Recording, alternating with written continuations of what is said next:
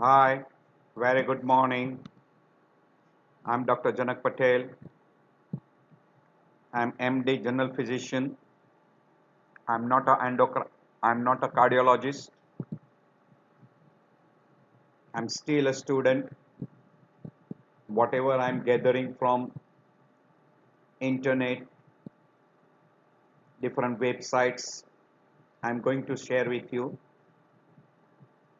Today we'll be talking on one of the part of cardiovascular system we call as congenital heart disease. So what are congenital heart disease? What are the different types, etc. Why you get all those parts we'll be discussing today. Meaning is very simple. This slide shows you cyanosis. You can see this is cyanosed. This baby is also cyanosed. She is also cyanosed. She has got cyanosis with clubbing. This is also cyanosed and she has been already operated. So you come across cyanotic disease and without cyanosis we call acyanotic heart disease. So basically congenital heart disease means it is a malformation or we call developmental defect present since birth,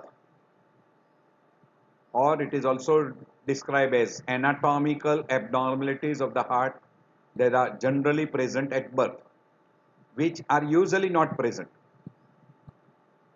and which ranges from asymptomatic to a fatal conditions. They are some of the structural malformation in children, and the percentage is 8 per 1000 birth, and if diagnosed early you can save the child. So congenital heart disease we can divide into cyanotic groups and acyanotic groups. Basically we use three words: left to right shunt are acyanotic groups, right to left shunt are cyanotic groups, and there are some congenital malformation which produces obstruction to the outflow, and that we call as an obstructive congenital heart disease. A shunt is usually because of an abnormal communication between the two chambers or between two blood vessels, and depending upon the size of defect, depending upon the pulmonary pressure or systemic pressure, you will have a shunt. By and large the pulmonary pressure is always less than systemic pressure, so there will be always blood flow from systemic to pulmonary side, that is we call left to right side depending upon the shunt. So there are some terminology which are commonly being utilized, that is congenital cyanotic heart disease, which will be right to left shunt, or we call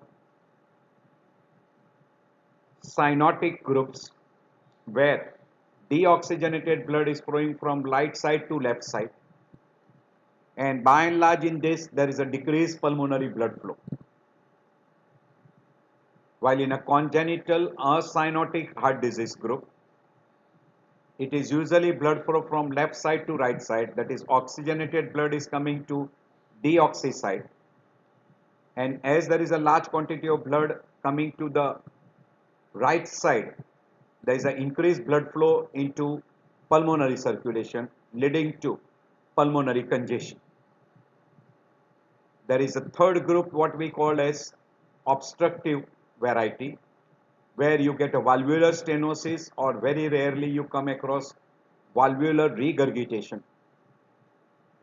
There is another group we call as a cardiomyopathy, which can be dilated variety, where there is increase in the size of the ventricular volumes, or there is an hypertrophy of the myocardium producing obstruction at the outflow of valvular structures like pulmonary or aortic, or there is a stiffness in the myocardium leading to restrictive variety we call as restrictive cardiomyopathy. There can be arterial involvement like coarctation of aorta, AV malformation, renal artery stenosis, We also use the word congenital renal artery stenosis, hemangiomas, Berry aneurysms, etc. These are arterial disorders which are present right since birth. We call it a congenital arterial malformations. Or you can have a malposition or malrotation of the heart, producing dextrocardia, mesocardia, levocardia, etc. And this particular mesocardia and dextrocardia can be very frequently associated with congenital heart disease. While levocardia, the percentage of congenital heart disease are very less. While in case of a mesocardia, almost 100%. And in dextrocardia with situs solitus and other groups, Carter-Jenner syndrome, etc. It is almost always associated with congenital heart disease. So these are the new terminology which are being utilized. We already mentioned that we divide into three big groups. We call left to right shunt, or we call acyanotic heart disease, or a pink baby. And we call right to left shunt, or we call cyanotic heart disease or blue baby.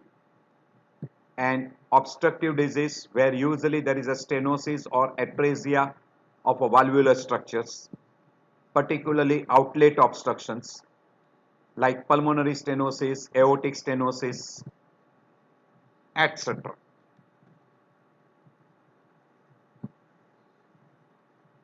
So in case of left to right shunt, there is an increased pulmonary blood flow, while in case of a right to left shunt, usually there is a decreased pulmonary blood flow, and you can have a cyanotic heart disease which can have a mixed blood flow. So these are the different terms which are being utilized: congenital heart disease with mixed defects. So you can divide into acyanotic, cyanotic groups, and in acyanotic with increased blood flow and obstruction to the ventricular outflow obstructions like coarctation of aorta, aortic stenosis, pulmonary stenosis, and increased blood flow like ASD, VSD, PDA, and atrioventricular canal defects. In cyanotic heart disease group, decreased pulmonary blood flow like tetralogy of Fallot, tricuspid atresia. While in a mixed blood flow, transposition of great vessels or great arteries, total anomalous pulmonary venous drainage, truncus arteriosus, hypoplastic left heart syndromes, where you will have a mixed blood flow. Blood coming from right side and left side, both are flowing, and that we call as a mixed blood flow group. So left to right shunt are commonly ASD, VSD, PDA, and atrioventricular septal defects. Acyanotic heart disease you can divide into two big groups: increased blood flow, normal blood flow.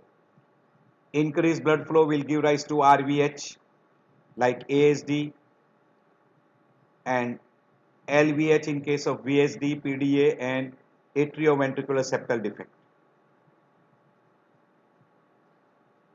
By and large, with normal blood flow and RVH, it will be an obstructive disease, which will be pulmonary stenosis or mitral stenosis, which can be congenital, and it will give rise to LVH in case of aortic stenosis and coarctation of aorta.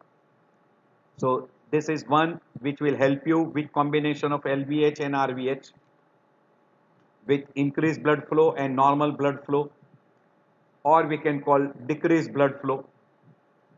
That will be the way you can differentiate in an acyanotic heart disease group.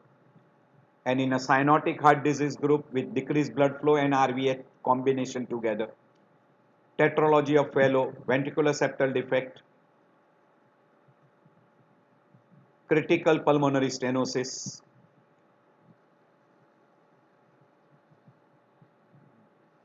what we call as a obstructive lesion to RV outlet, transposition of great arteries, VSD, VSD with pulmonary stenosis.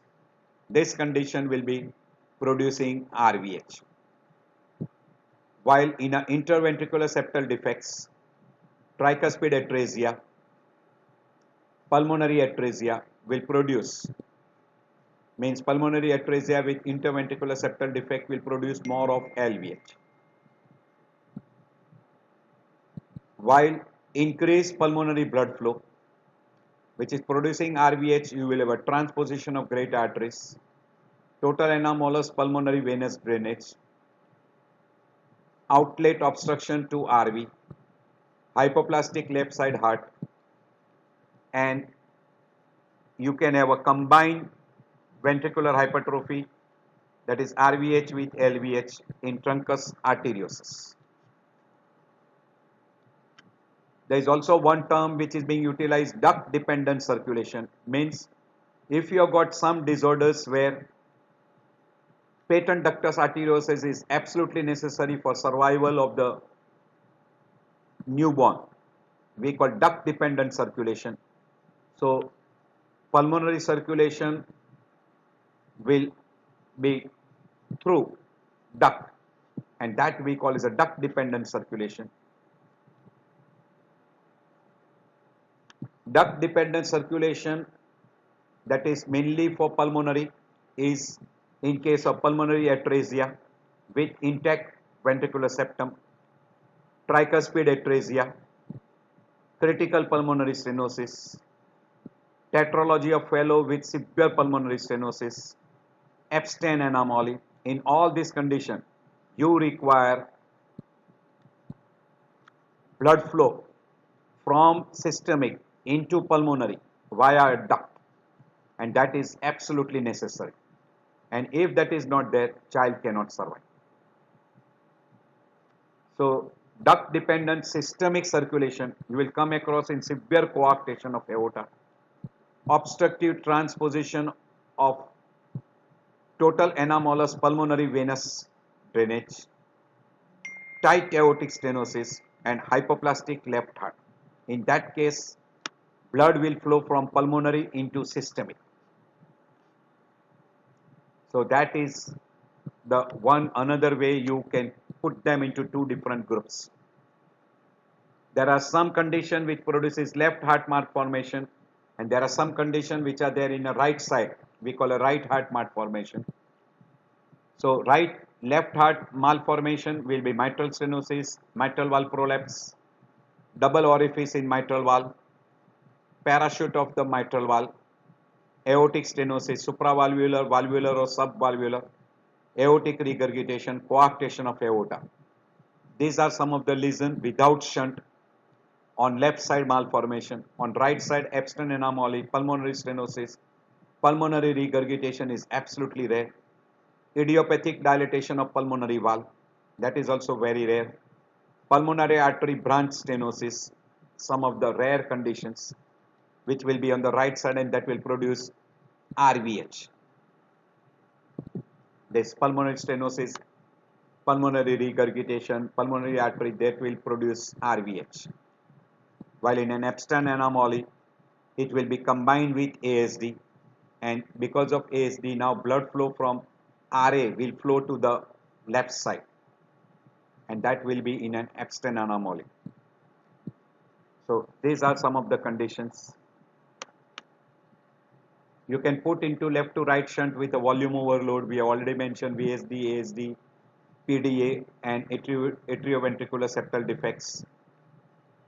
There are some conditions where there is a regurgitation like MR, mitral valve prolapse, tricuspid regurgitation, pulmonary regurgitation, and stenotic groups, which are also acyanotic groups like pulmonary stenosis, aortic stenosis, mitral stenosis, coarctation, IHSS, or we call HOCM, hypertrophic obstructive cardiomyopathy, and IHSS is idiopathic hypertrophic subaortic stenosis.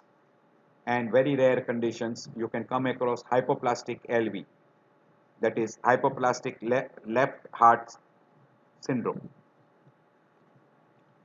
In a cyanotic groups, we have already told you increased pulmonary blood flow like transposition of great vessels, truncus arteriosus, total or partial anomalous of pulmonary venous return, single ventricle, double outlet right ventricle, left side hypoplastic heart syndrome. These are all the conditions where there will be increased pulmonary blood flow. And decreased pulmonary blood flow you will come across in case of tricuspid atresia, Fallot's tetralogy, Epstein anomaly, pulmonary atresia, and right side hypoplastic heart syndrome. Here, because of obstruction to the outflow of RV or because of tricuspid atresia, Epstein anomaly, you will have increased blood flow into pulmonary, decreased blood flow into pulmonary circulation. But there will be some condition where you will have a mixed blood flow, that is deoxy and oxy blood are flowing commonly, that is transposition of great vessels, total anomalous pulmonary venous connections, and hypoplastic heart right or left side. This is combined together, the different terms used: shunt left to right, left heart obstruction, right heart obstruction, cardiac arrhythmias, left heart regurgitation, right heart regurgitation, myocardial dysfunctions, pulmonary hypertension, and shunt, which are right to left shunt. These are all pathophysiological classification.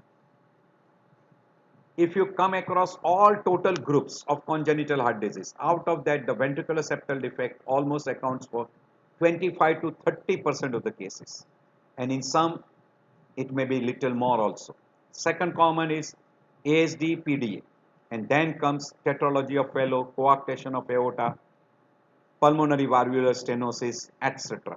And very rare groups: hypoplastic LV, transposition of great vessel, truncus arteriosus, all those are not so common.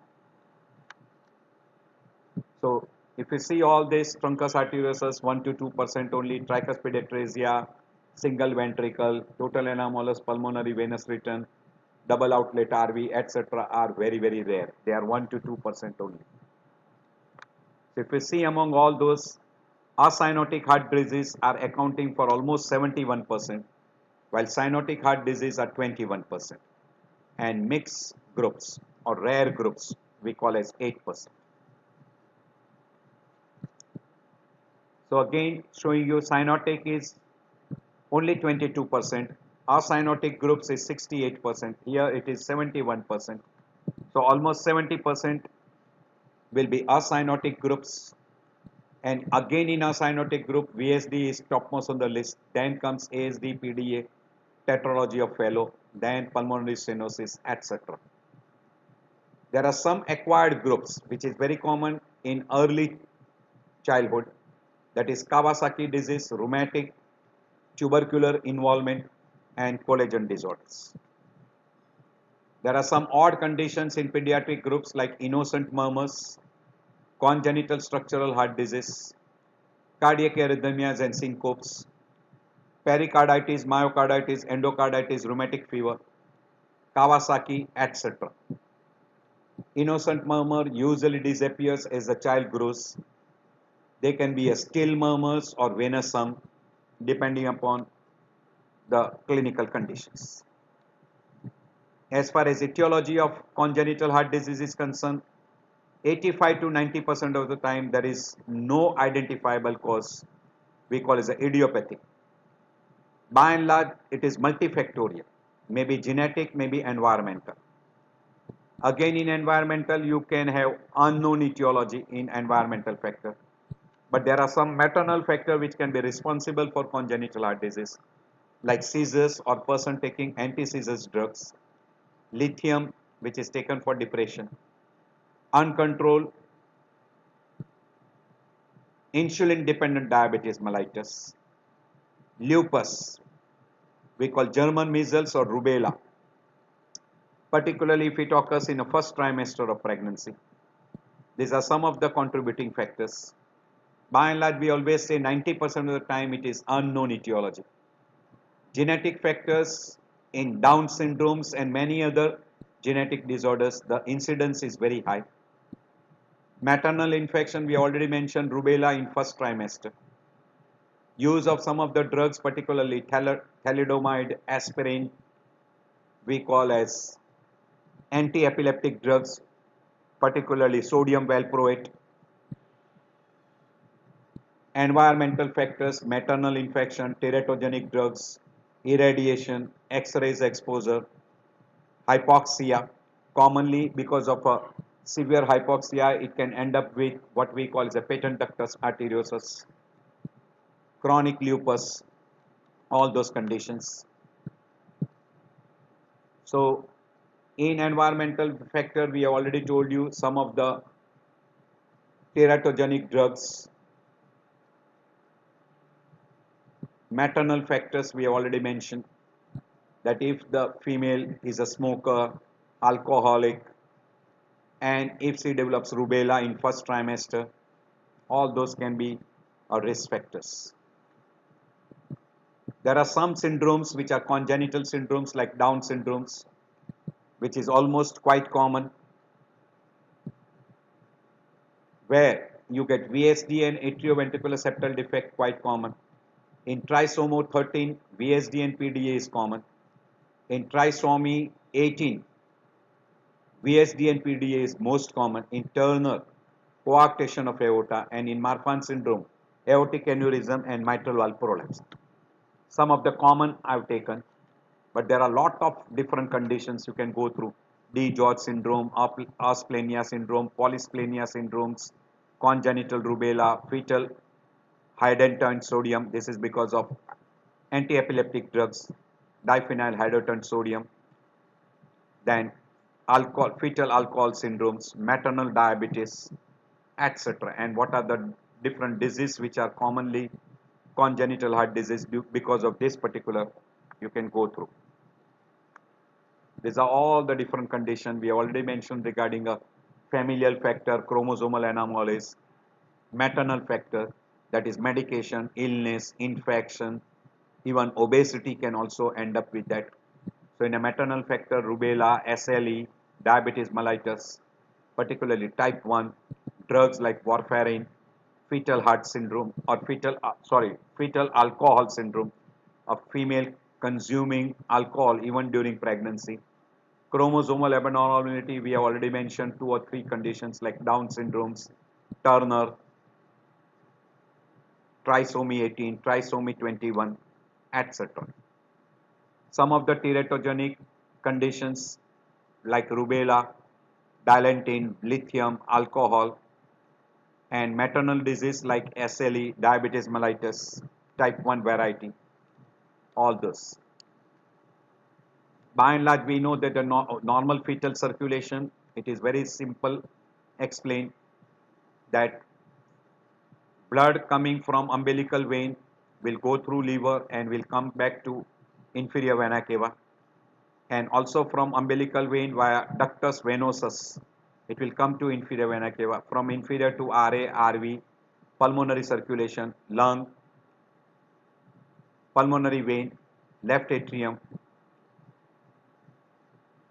from right atrium via foramen ovale it will come to LA, from LA it will go to LV, but also from pulmonary artery via ductus arteriosus it will enter into aorta, and from LV also it will enter into aorta, systemic circulation, umbilical artery, and back to placenta.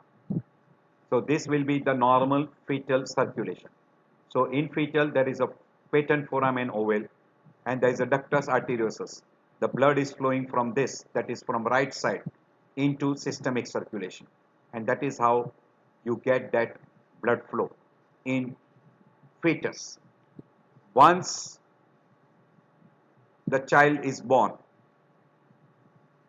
foramen ovale will close, ductus arteriosus will close. Now blood flow from right ventricle will go into lung directly, that is via pulmonary trunk, pulmonary vein, it will come to LA, LV. This will close, this will close. So this flow will close and this flow will close, and you will have oxygenated blood coming from pulmonary into LA, and then oxygenated blood will be flowing here, and this will be deoxygenated blood. So that will be the change in after birth.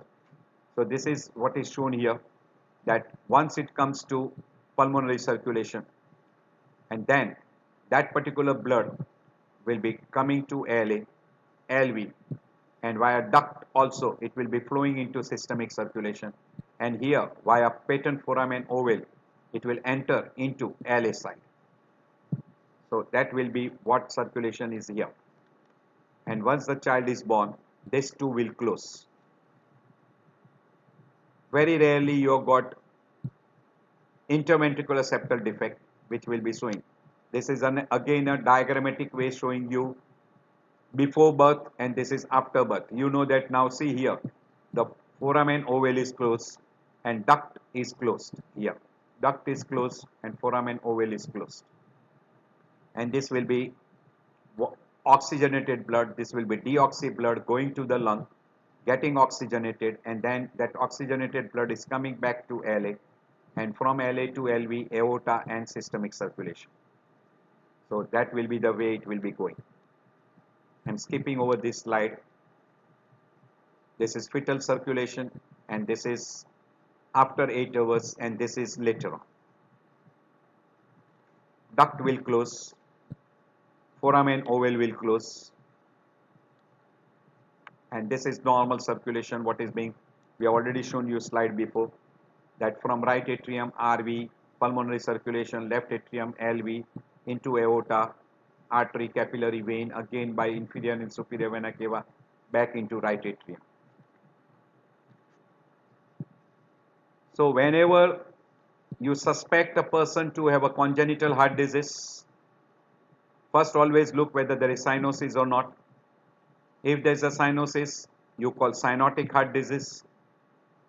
Now in cyanotic heart disease, we have got two groups: decreased pulmonary blood flow, increased pulmonary blood flow. Same way, if a child is acyanotic, there is a murmur. It is either because of increased blood flow or decreased blood flow, or we call normal blood flow. You always utilize that particular clinical finding, and then you take a very good history. You examine a child, you get an X-ray test, you do a echo, you do a electrocardiogram, etc. So in a newborn child, it will be extremely difficult to get any history, but clinical examination, if it shows you cyanosis, further advanced stage, then you might see a child with hypoxic spell, particularly in a tetralogy of Fallot. You might see cardiac arrhythmias like supraventricular tachycardias, some CNS finding, etc. You get a maternal history, you have a family history, have a good physical examination, that is blood pressure, pulse, respiration, JVP, cardiovascular system examination, inspection, palpation, percussion, auscultation, all those should be done. Have a good examination of respiratory system, look for liver, spleen to find out presence of congestive heart failure, look for edema, cyanosis, clubbing, etc. These are all the different symptoms with which the child can present.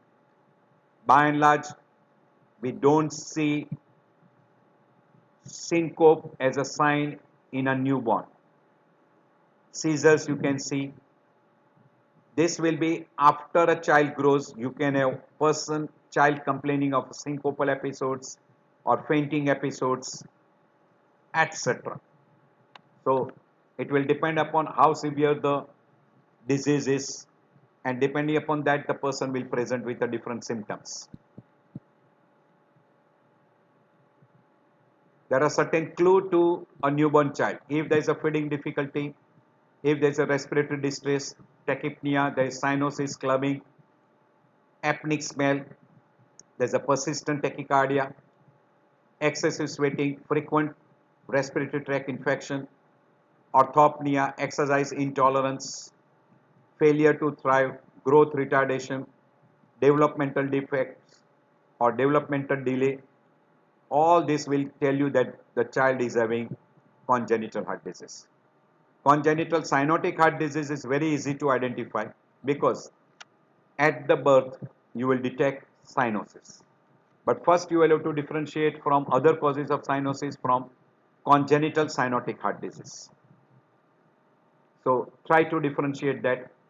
If you give oxygen and if there is no improvement in oxygenation or cyanosis, It is more in favor of a congenital cyanotic heart disease group. Then have a good physical examination. Look for vital data, cardiovascular, respiratory, alimentary system examination, CNS examination. Look for presence of murmur. Look for hepatomegaly, splenomegaly, basal crackles, etc. So there may be no cyanosis, mild cyanosis or significant cyanosis, and accordingly you can approach a cyanotic heart disease group, which can be severe variety where you will have a significant cyanosis with clubbing, while mild cyanosis may not have clubbing at all, and you try to identify those groups. Then functional approach, these are the different groups depending upon the presence of murmur. In acyanotic heart disease, try to identify VSD, ASD, pulmonary stenosis, all those groups.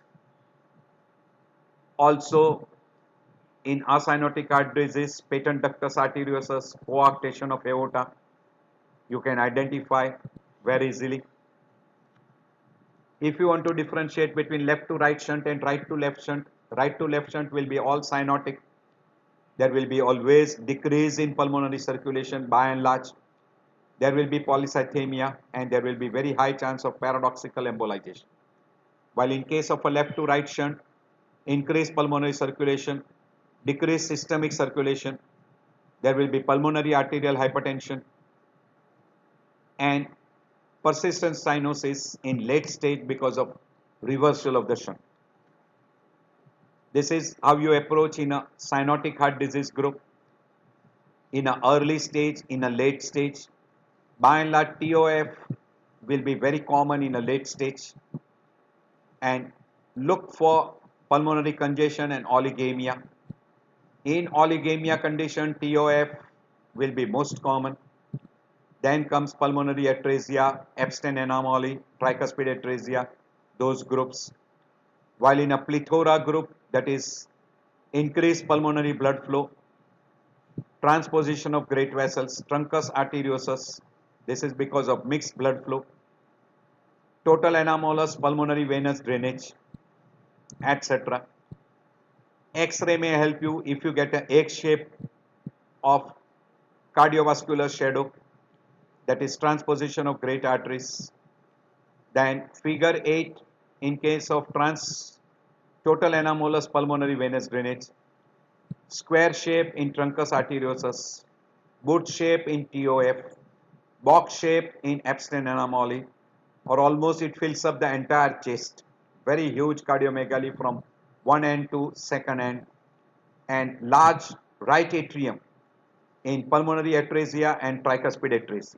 In those groups, you will have a big right atrium.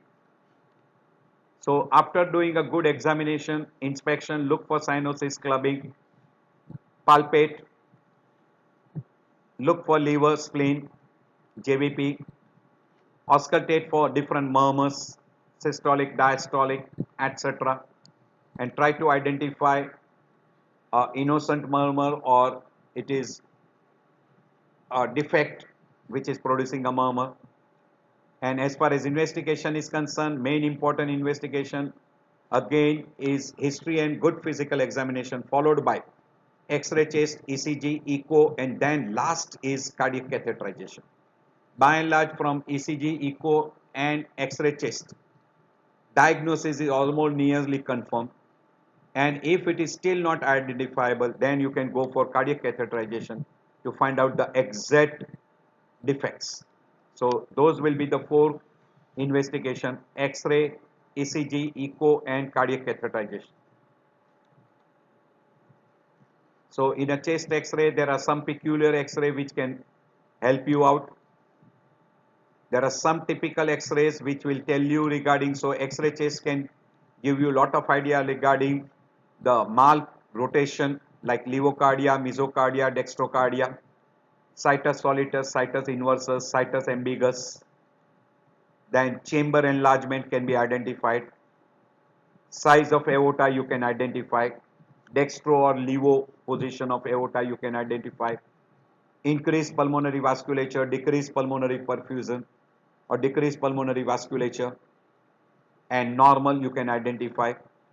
Extracardiac structures like rib erosions, vertebra, diaphragm, lung parenchyma, etc. Also you can identify ventricular hypertrophy, right or left ventricular hypertrophy you can identify on ECG, axis you can identify, and that can also give you a little idea regarding which side defect is more, right side or left side. Axis, you can look at chamber enlargement, all those. And then if you still can't identify by echo, etc., you can go for catheter, you can go for nuclear studies like PET scan, SPECT scan. Then you can combine MRI, you can use MRI CT, radionucleotide study like SPECT scan or PET scan. All those can be utilized to confirm exact defect and the severity of defects. You can use spin echo, gradient echo, velocity, encoded echo, etc. There are multiple different types of modification in echocardiography. X-ray chest, I've already told you, you can identify the size, shape of the heart. You can look at the pulmonary congestion, oligemia, plethora, etc. Bony rib notching. ECG we have already mentioned, axis, hypertrophy of different chambers, cardiac catheterization.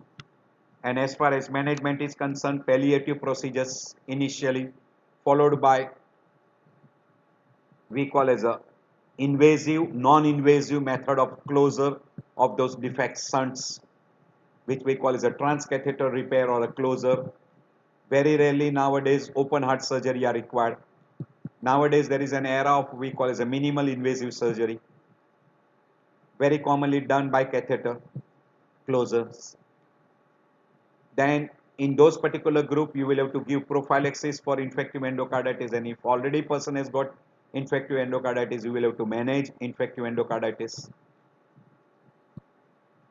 A child can be vaccinated for some of the infection because they will be very common in congenital heart disease. So vaccination can be done as a prophylactic measures. So management will consist of treatment of heart failure, prevention of recurrent respiratory tract infection, maintained weight, hemoglobin, treatment of infective endocarditis and prophylaxis for infective endocarditis. And then you can go for surgical intervention which can be invasive, non-invasive. So vaccination should be done particularly for pneumococcal influenza vaccine. It is very, very important.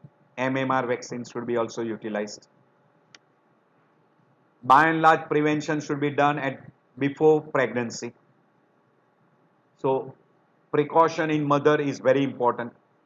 Stop smoking, stop alcohol, stop all the drugs we call teratogenic drugs.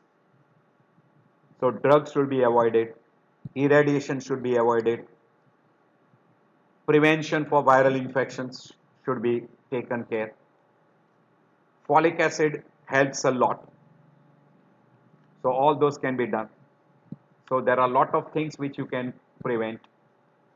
In mother, avoid ACE inhibitors, some of the drugs which is teratogenics like sodium valproate, anti-epileptic drugs, dilantin, etc. should be prevented. And if there is a strong family history, then go for genetic studies and rule out possibility of genetic disorders in mother. And you can also go for what we call as a amniotic fluid investigations to find out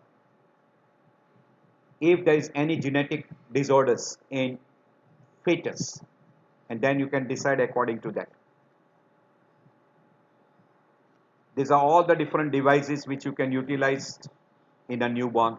You can have a open repair, you can have a balloon valvoplasty in a stenotic lesions, balloon atrial septostomy you can go for in some lesions where it will be very helpful. Nowadays, there is availability of a robotic surgery, which is again becoming a, we call as a minimal invasive surgery, etc. All this you can utilize. So balloon dilatation, stents, radio frequency ablations, then occlusive procedures with different types of devices.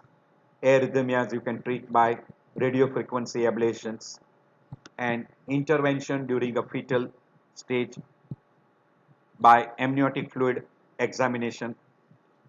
There are a lot of complications which can be there, like Eisenmenger syndrome, congestive heart failure, repeated respiratory tract infection, retarded growth, cardiac cachexia, infective endocarditis, cardiac arrhythmias, and some of the severe congenital cyanotic heart disease can die very early if not diagnosed.